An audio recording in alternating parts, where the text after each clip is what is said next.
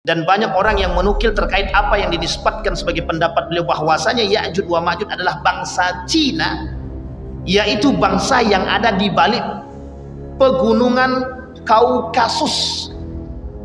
Ada pegunungan Kaukasus di Cina itu. Assalamualaikum warahmatullahi wabarakatuh. Saya bersama Biker Subuhan Pekanbaru Riau. Bagi yang sudah bergabung istiqomah, bagi yang belum segera bergabung. Kiamat sudah dekat. Berkah selalu, sukses. Assalamualaikum warahmatullahi wabarakatuh.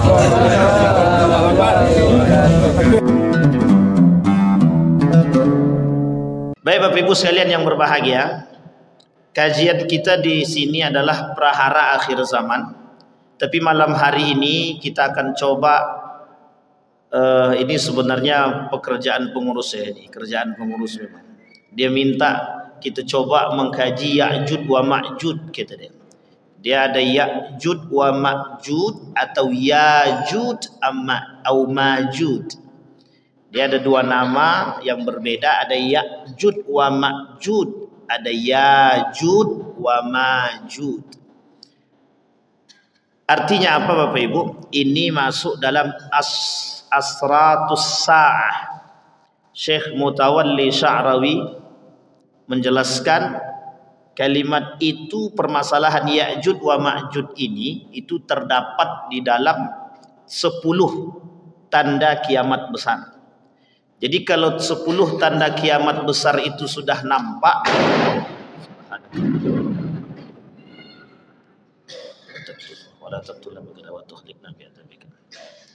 baik, alhamdulillah. Itu apa tuh Bapak Ibu? Jadi belum Ya'juj wa Ma'juj belum turun berarti.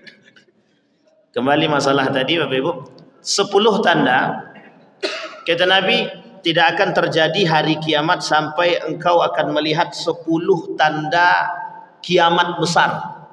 Syekh Hasim Al-As'ari, Mbah Hasim dalam kitabnya Risalah Ahlus Sunnah wal Jamaah juga menjelaskan demikian, munculnya 10 tanda kiamat besar. Bapak Ibu sekalian yang berbahagia, kalau kita berbicara tentang hari kiamat, itu mesti tidak akan datang hari kiamat itu sampai fitnah-fitnah itu terjadi. La taqumus sa'ah hatta zuhurul fitan, tidak akan terjadi hari kiamat itu sampai fitan-fitan itu terjadi, fitnah-fitnah itu terjadi. Jadi Ya'juj, dukhan, dabbah atau hewan melata itu tidak akan muncul. Isa tidak akan turun sampai fitnah-fitnah itu ada dulu. Apa fitnah-fitnah yang muncul itu banyak. Dalam hadis Nabi itu ada sekitar 200-an lebih. Ada yang dhaif, ada yang hasan, ada yang sahih. Hari ini Bapak Ibu mulai nampak orang-orang berbicara tentang prahara akhir zaman.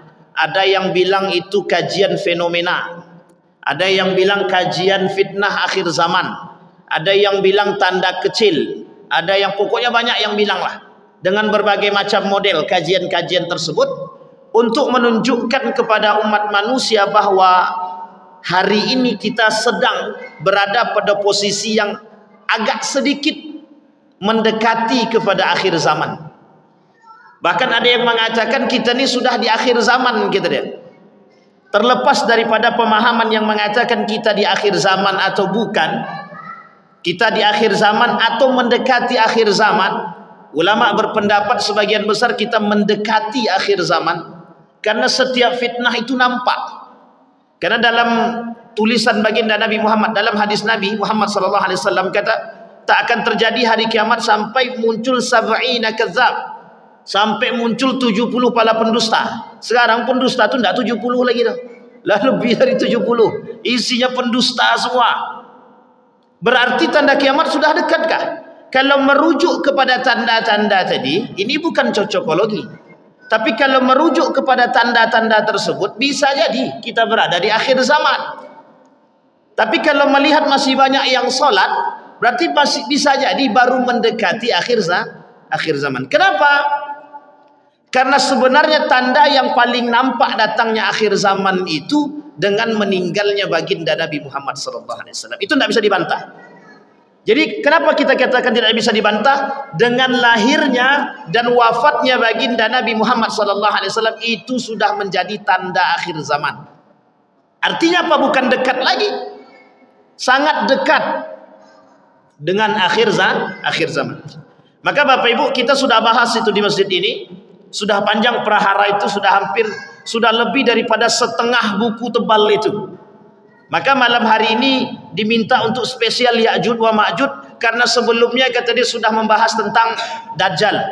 Sebenarnya enaknya bahas Dajjal itu, biar tahu betul macam muka-muka Dajjal itu kan. Tapi nanti lain cerita. Kalau disebut manusia itu Dajjal, lain cerita pula.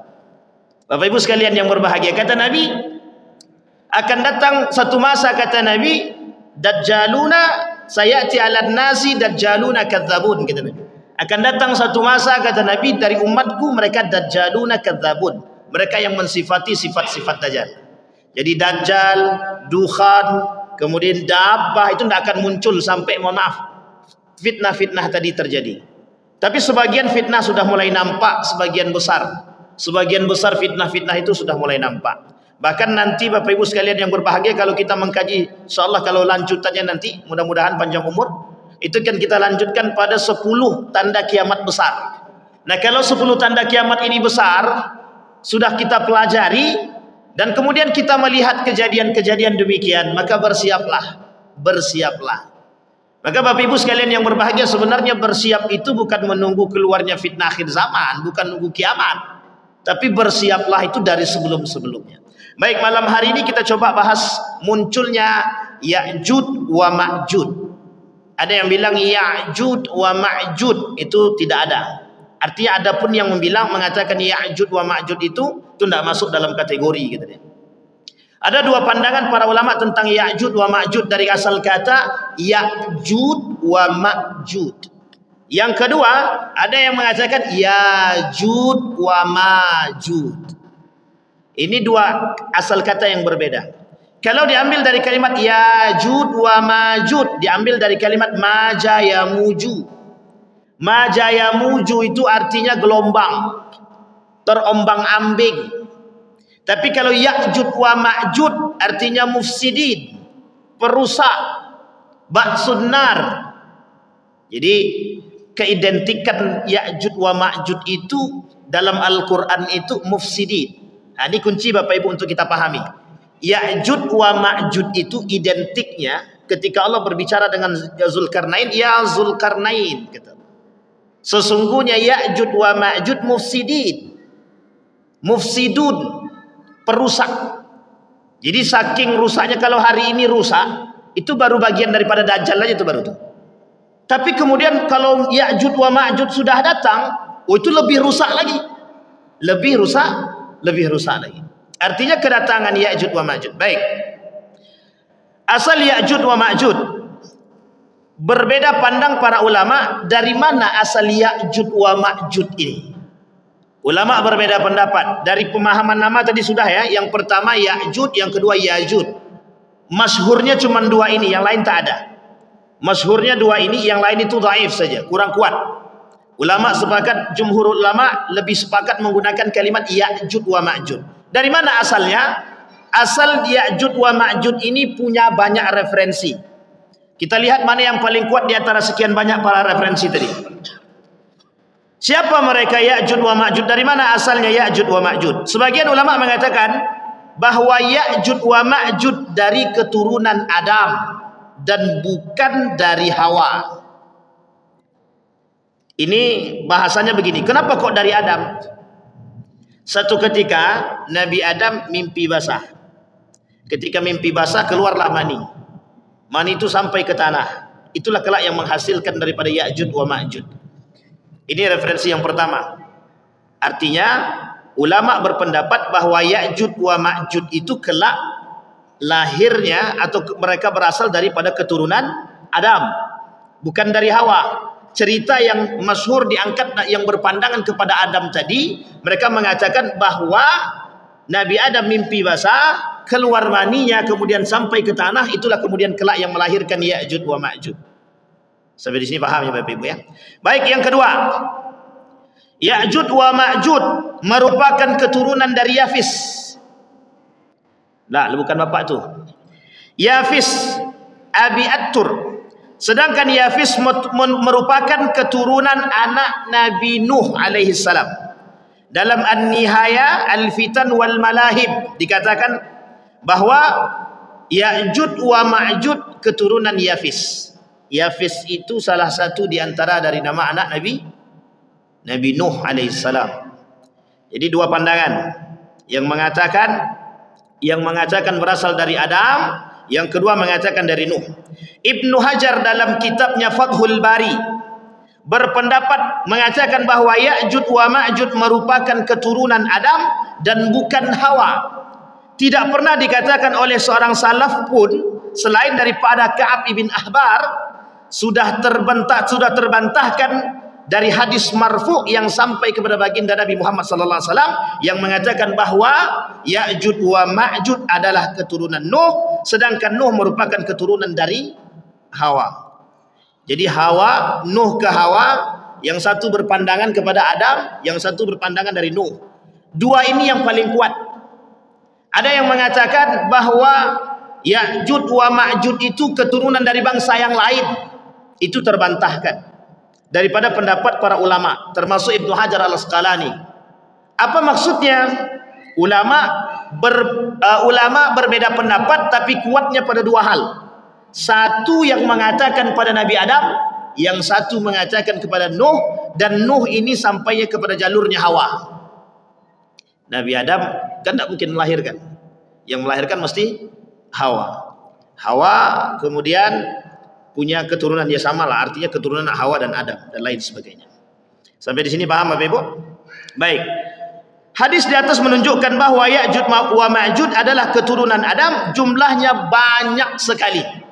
Jadi begini, dalam riwayat itu mengatakan begini, 1000 manusia, satunya bukan Ya'jud, 999 itu Ya'jud wa Ma'jud.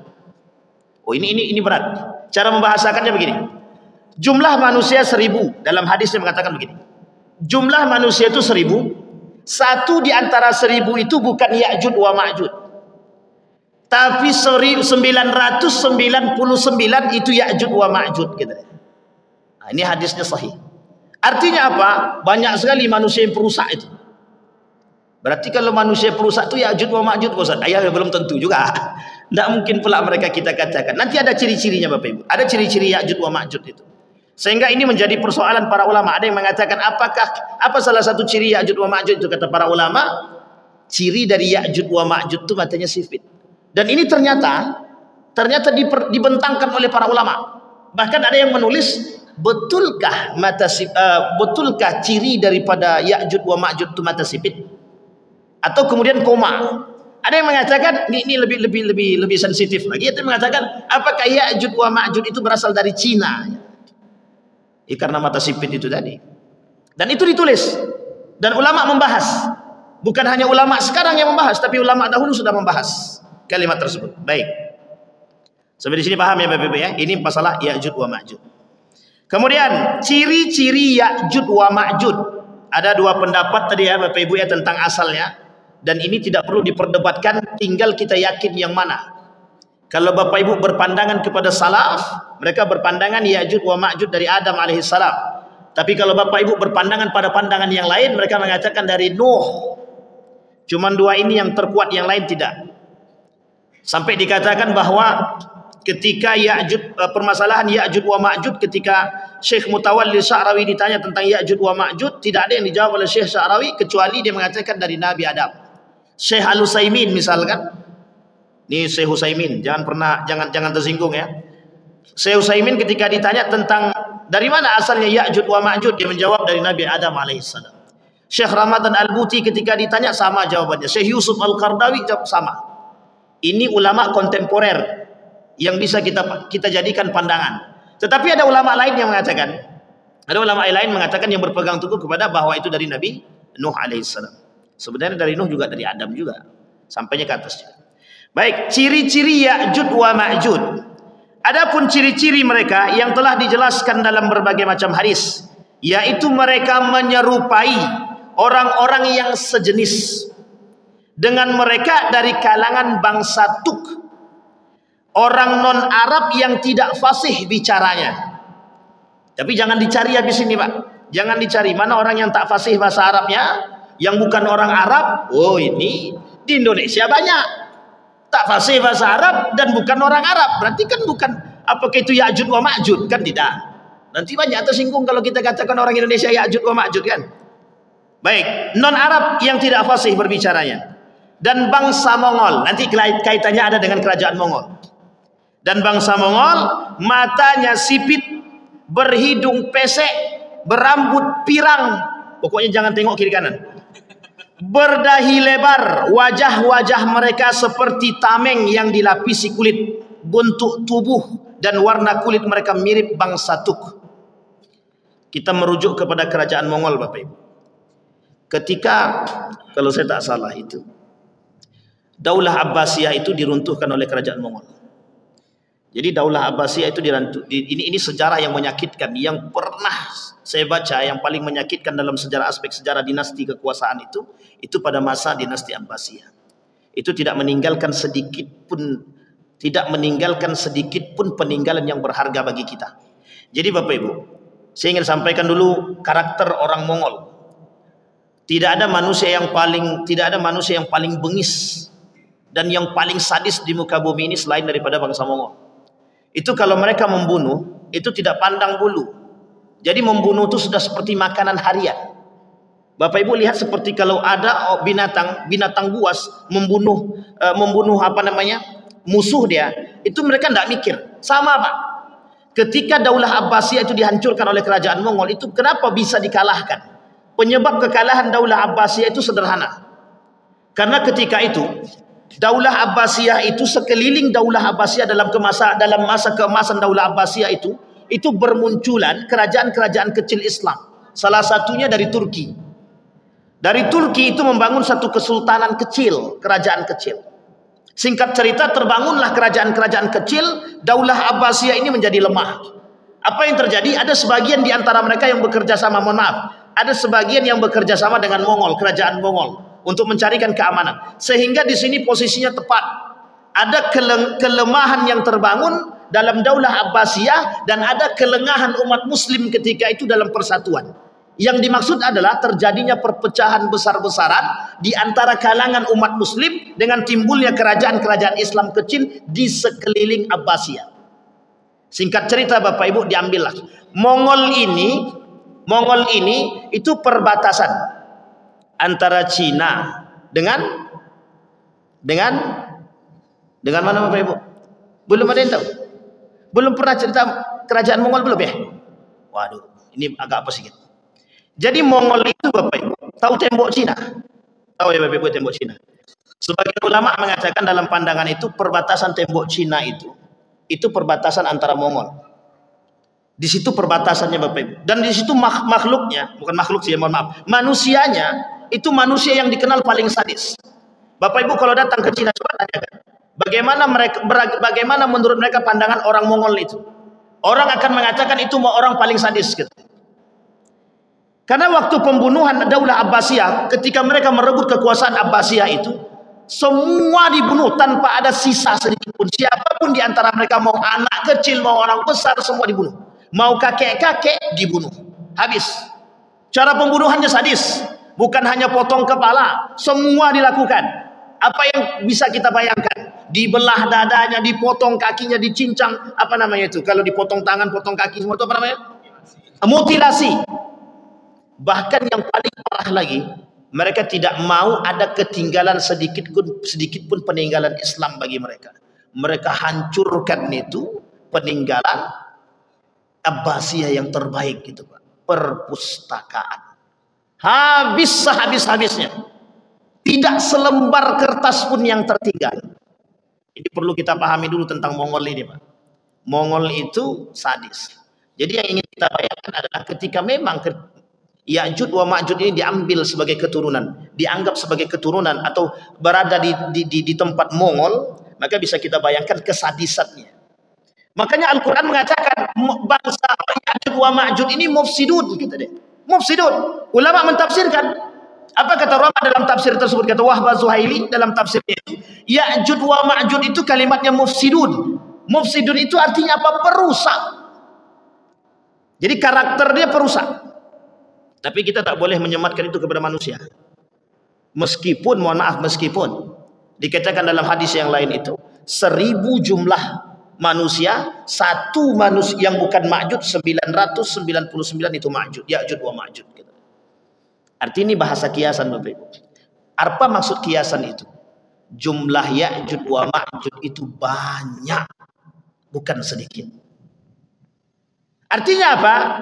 Kalau jumlah Ya'jud wa Ma'jud itu banyak dan tak berimbang dengan jumlah yang bukan Ya'jud wa Ma'jud. Andai kata ini betulan muncul, dan andai kata ini yang nampak, artinya Bapak Ibu, bisa kita bayangkan siapa yang selamat. Siapa yang selamat. Itu ilustrasi, bahasa kiasan. Yang selamat satu.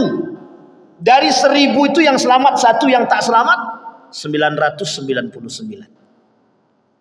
Makanya Bapak Ibu berdoa banyak-banyak, ya Allah sebelum kiamat datang, kalau bisa sebelum kiamat besar datang sudah dimatikan, agar kita tak bertemu dengan fitnah itu. Dan itu berat Bapak Ibu, ujian terberat. Sekarang saja udah ujiannya beratnya minta ampun, apalagi nanti. Karena yang tersisa itu siapa yang akan menjadi teman mereka? Yang menjadi teman mereka kaum munafik, kaum kafir. Yang menjadi teman mereka mufsidun, perusak. Kita tak katakan mereka Ya'jud wa Ma'jud, tapi mereka perusak. Tapi sebelum Dajjal datang, kata Nabi, sebelum Dajjal datang pun, kata Nabi, itu yang menyerupai Dajjal sudah banyak. Disematkan Pak, dari kalimat, dari hadis itu. Hadis ini hadisnya sahih. Dajjalun, kata Nabi, kadzabun. Salah satu karakter Dajjal adalah pendusta. Dusta itu dari bagian daripada kerusakan. Ra'suz dzunubi al-kadzibu. Kepala daripada kerusakan, kepala daripada dosa itu ya dusta. Maka Ya'jud wa Ma'jud disematkan kepada itu. Kenapa yang disebut oleh Allah dalam Al-Quran ya Dzulqarnain, ya Dzulqarnain? Karena Dzulqarnain inilah yang membangun tembok itu, Pak. Maka apa kata seorang pemuda bertanya kepada syekh tersebut, kepada seorang ulama, bagaimana cara selamat daripada Ya'jud wa Ma'jud? Lari ke tembok itu. Yang tembok itu terbangun dari besi yang kuat yang dibangun. Mohon maaf, ini ada bahasa ilustrasi. Ada yang mengatakan Dzulqarnain, tentang Dzulqarnain itu. Ada yang mengatakan Dzulqarnain itu dari bangsa Turk dan lain sebagainya. Dan ini semuanya apa namanya itu debatable. Artinya berbeda pendapat para ulama. Lari. Agar apa? Agar dia tak bisa menembus tembok tersebut. Yang harus kita pahami kelak adalah bagaimana kita mencari kelemahan atau lemahnya Ya'jud wa Ma'jud itu apa. Karena belum ada ulama yang mengatakan di mana letak kelemahan Ya'jud wa Ma'jud. Bayangkan posisi ketika itu manusia, posisi manusia ketika itu mencari keselamatan itu seperti mencari jarum dalam air. Saking sulitnya. Kalau dari sini nak ke Cina berapa lama kita? Dari sini ke Cina berapa lama? Andai kata tembok itu ada di Cina, maka kita perlu berapa waktu untuk menembus itu? Kalau pesawat waktu itu tak ada, tak mungkin jalan kaki. Artinya apa, Bapak Ibu? Ini sebuah ilustrasi. Sekarang pertanyaan kita adalah, dengan nampaknya fitnah-fitnah akhir zaman, dan mulai nampaknya permasalahan-permasalahan tanda kiamat besar itu, kita umat muslim ini mau ngapain? Mau ngapain? Ada para ulama mengatakan begini, saya petik dari pemahaman Syekh Abdul Wahab. Kata Syekh Abdul Wahab itu, ketika umat muslim, orang beriman melihat kejadian dan fenomena akhir zaman ataupun kiamat, gitu deh, apa yang dilakukan oleh seorang yang beriman? Mata kita ini belum terbuka. Sadar tapi tak sadar. Itu sulit menerjemahkan kalimat itu. Sadar tapi tak sadar. Kita tahu Pak, kondisi itu kita tahu. Tapi kita masih berada pada posisi itu. Sama halnya Bapak Ibu kelak ketika bertemu dengan ketika terjadi kiamat besar itu. Sadar tapi tak sadar. Kita sadar bahwa Dajjal itu ada. Tapi kita tak tahu apa yang nak kita buat. Bahkan kita mohon maaf asing dengan Dajjal itu sendiri. Kita tahu Dajjal itu, tapi kita asing dengan Dajjal itu. Dan kita tidak mempersiapkan diri. Maka kata para ulama, orang yang bertemu dengan, kata Nabi, orang yang bertemu dengan hari kiamat itu seburuk-buruknya kaum, kata Nabi. Wa aswa'ul kaum, seburuk-buruknya kaum yang bertemu dengan yang bertemu dengan hari kiamat. Makanya insya Allah mudah-mudahan bapak-bapak, ibu-ibu semua yang ada di sini insya Allah tidak ketemu dengan hari kiamat. Mau ketemu apa tidak? Ada syaratnya Pak. Kalau tak mau ketemu mati kan? Sudah siap mati Bapak Ibu? Tidak ada yang jawab. Siap tak siap? Maka jawabannya cuma satu Pak Bu. Siap tak siap harus siap. Itu pasti mati. Siap tak siap harus siap. Maka tidak ada jawaban pilihan sebenarnya. Harus siap mati. Masalahnya mati apa sekarang? Husnul khatimah atau su'ul khatimah? Itu yang menjadi masalah kita. Baik. Sesungguhnya kalian berkata tidak ada musuh, sementara kalian senantiasa memerangi musuh, hingga datang Ya'jud wa Ma'jud, bermuka lebar kata Nabi, bermata sipit, berambut pirang. Mereka datang dari setiap arah. Wajah-wajah mereka seperti tameng yang dilapisi kulit. Syekh Shu'aib Al-Arnud mengatakan bahwa sanad hadis ini dhaif. Sanad hadis ini dhaif. Kemudian diperkuat oleh para ulama yang lain mengatakan salah satu ciri yang nampak daripada Ya'jud wa Ma'jud itu dia tak banyak, sebagian saja. Sebagian daripada yang tadi disampaikan, bermuka lebar, bermata sipit, berambut pirang katanya. Tapi mereka mufsidun, tapi mereka perusak. Itu sifat daripada atau ciri-ciri daripada Ya'jud wa Ma'jud. Sekarang adakah dalil Al-Qur'an yang berbicara tentang Ya'jud wa Ma'jud? Kita sampaikan. Dalam surat apa? Al-Anbiya. Dalam surat Al-Anbiya ayat 96-97. Dalam surat Al-Kahfi. Dalam surat apa lagi Bapak Ibu? Banyak sekali yang berbicara tentang ada beberapa surat yang berbicara tentang Ya'jud wa Ma'jud. Kita ambil salah satu Bapak Ibu. Kita ambil surat Al-Anbiya 96-97. Hingga apabila dibuka tembok Ya'jud dan Ma'jud, dan mereka turun dengan cepat dari seluruh tempat yang tinggi, dan telah dekatlah kedatangan janji yang benar, hari kebangkitan. Maka tiba-tiba terbelalaklah mata orang-orang kafir, berkata, aduhai celakalah kami, sesungguhnya kami adalah dalam kelalaian tentang ini, bahkan kami adalah orang-orang yang zalim. Ini pengakuan orang kafir. Kata orang kafir, zalim kami, lebih zalim lagi Ya'jud wa Ma'jud itu. Bahaya kami, lebih bahaya lagi Ya'jud wa Ma'jud. Orang kafir saja takut dengan Ya'jud wa Ma'jud. Orang kafir takut. Kenapa dia takut? Karena kebrutalan daripada Ya'jud wa Ma'jud. Sebagian ulama mengatakan tapi tidak terlalu kuat. Kata para ulama, kalaulah benar Ya'jud wa Ma'jud ini berada di bangsa Mongol, maka sifat kebiasaan, kebengisan daripada bangsa Mongol itu tertular pada Ya'jud wa Ma'jud. Itu berat Pak. Kita na'udzubillahi min dzalik. Semoga tidak ketemu. Itu dalam surat Al-Anbiya. Maka dikatakan hingga apabila dibukakan tembok.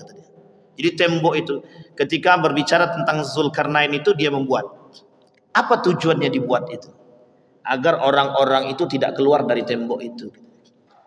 Tapi kemudian dikatakan ketika tembok itu pecah, ketika tembok itu hancur. Jadi gini, mereka saat ini dalam pandangan sebagian ulama itu, mereka saat ini sedang berusaha menghancurkan tembok itu. Jadi tembok itu terbuat dari besi yang kokoh, sangat kokoh sekali. Dan sangat tinggi, setinggi gunung itu Pak. Kalau ilustrasi kita lebih tinggi sedikit daripada gunung yang tertinggi. Itu bahasa temboknya begitu, bahasa para ulama begitu. Sehingga hari ini mereka, dari mulai mereka muncul itu, mereka sudah berusaha menghancurkan tembok itu. Bagaimana cara mereka menghancurkan tembok kita tidak tahu. Bagaimana cara mereka menghancurkan?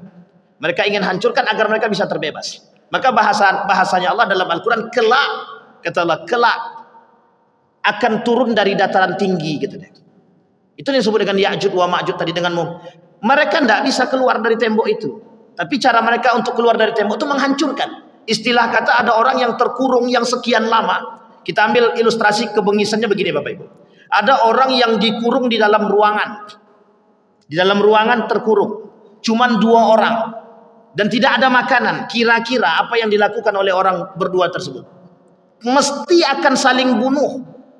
Terserah cara membunuhnya seperti apa. Kuat-kuatan siapa yang paling kuat di antara itu. Dan mereka akan melakukan bagaimana caranya biar keluar dari ruangan tersebut. Apapun akan mereka lakukan. Begitulah ilustrasinya Pak. Dan ini tidak sedikit. Mereka punya anak, mereka beranak pinak dan lain sebagainya. Sehingga bagaimana caranya membuka tembok, dan itu kata para ulama, mereka manusia. Mereka manusia. Baik Bapak Ibu sekalian yang berbahagia. Zulkarnain, para ulama berbeda pendapat tentang nama aslinya.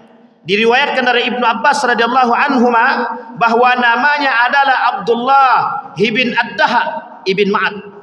Ada juga yang mengatakan Mus'ab ibn Abdullah ibn Qinan ibn Uzad. Kemudian dia berasal dari Qahtan. Ada juga yang mengatakan tidak demikian. Dinamakan Zulkarnain karena dia telah mencapai daerah timur dan barat, yaitu daerah muncul dan terbenamnya tanduk setan. Ini kapan waktu kita bahas itu. Ini kalau udah bahas tanduk setan ini nanti banyak kaitannya Pak, dan mesti banyak yang tersinggung. Nah, ini Bapak Ibu, tanduk setan ini lain cerita nih. Makanya nanti kita bahas di lain waktu. Dibahasnya kalau bisa tidak usah pakai rekaman Pak, karena kalau bahas pakai rekaman agak sensitif sedikit. Tapi mudah-mudahan tidak ada yang tersinggung. Tenang Bang, tenang. Saya cuma bercanda aja Pak. Karena kalau tanduk setan Bapak Ibu, ini masalahnya tanduk setan ini.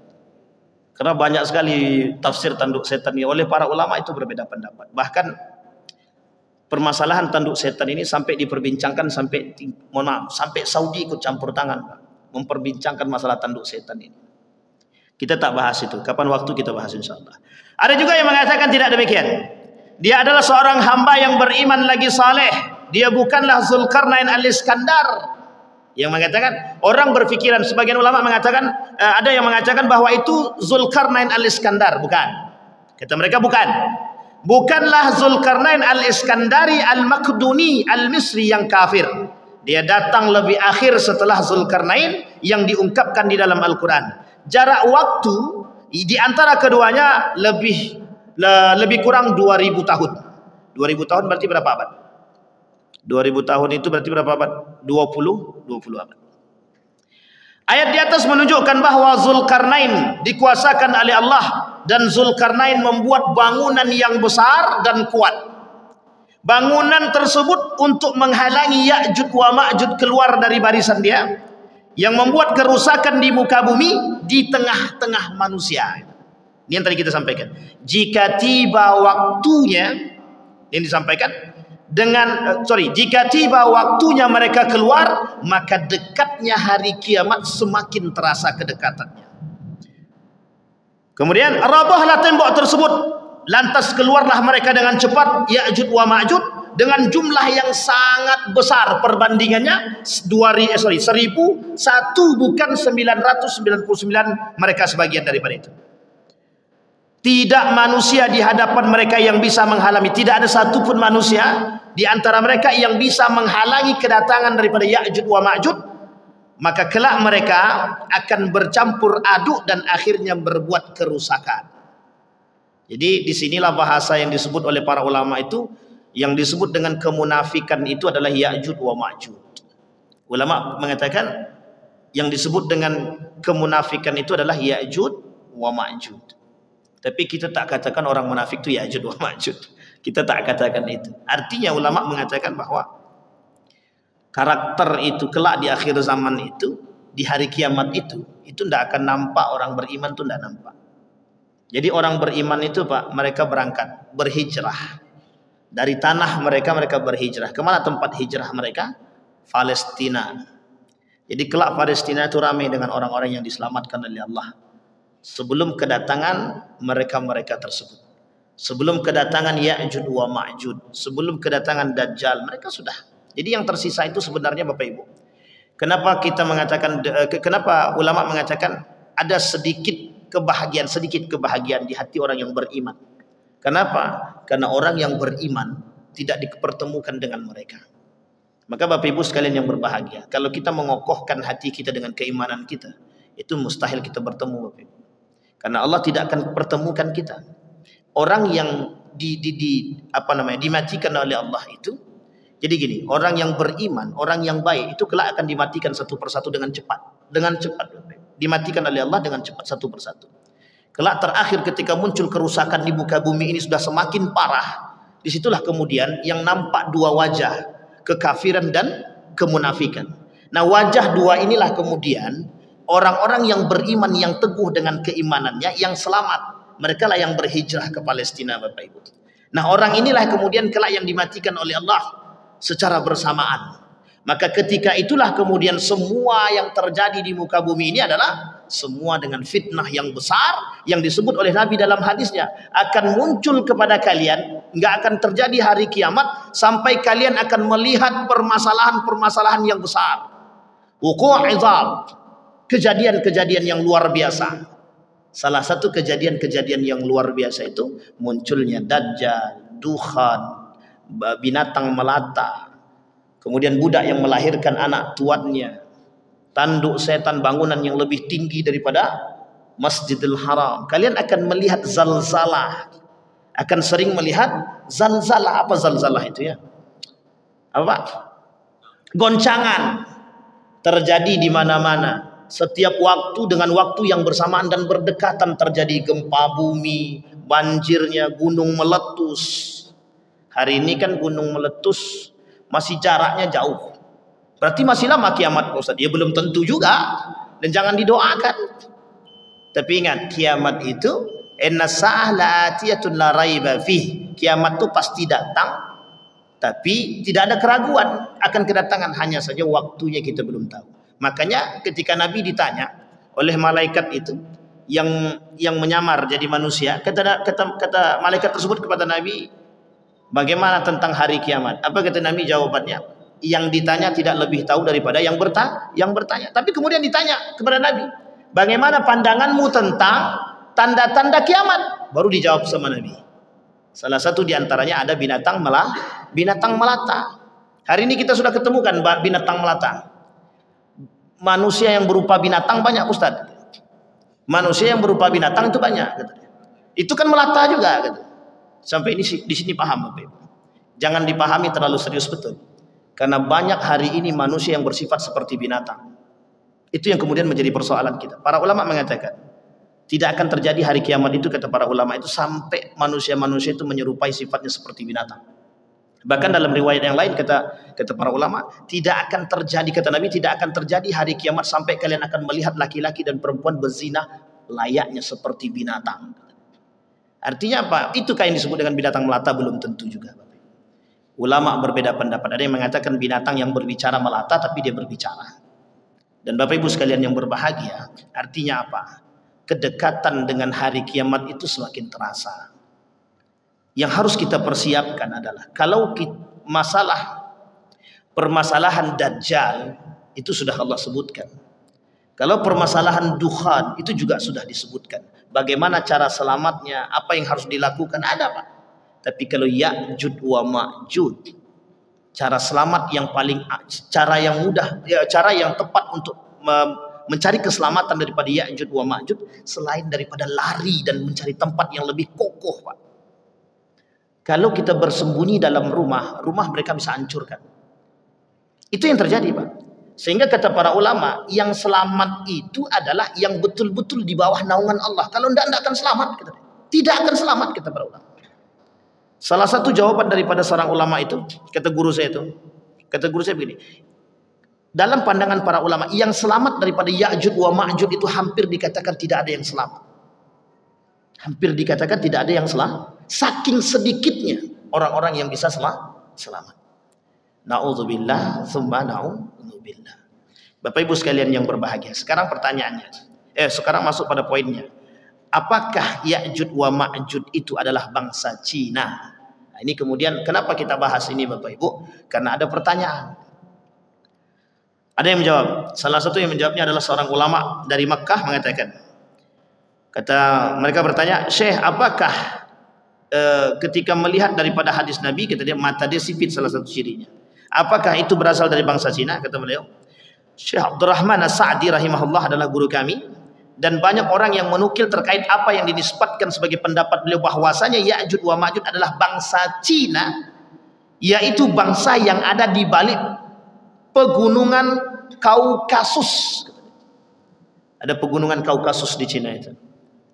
Nah, ini kalau kita teruskan waktunya mesti Bapak belakang itu protes ya kan sama kita. Insyaallah Bapak Ibu, kita lanjutkan di pertemuan yang akan datang. Ini tergantung sedikit kan, biar digantung biar enak sedikit. Karena memang waktunya sudah azan Pak. Jadi ini sudah mau habis. InsyaAllah lain waktu kita sambung. Dan ini kita sampaikan akhir insyaAllah kelak. Apakah mereka berasal dari bangsa Cina atau tidak? Mudah-mudahan ada manfaatnya bagi kita. Fa'tabiru ya lil absar la'allakum tuflihun. Assalamualaikum warahmatullahi wabarakatuh.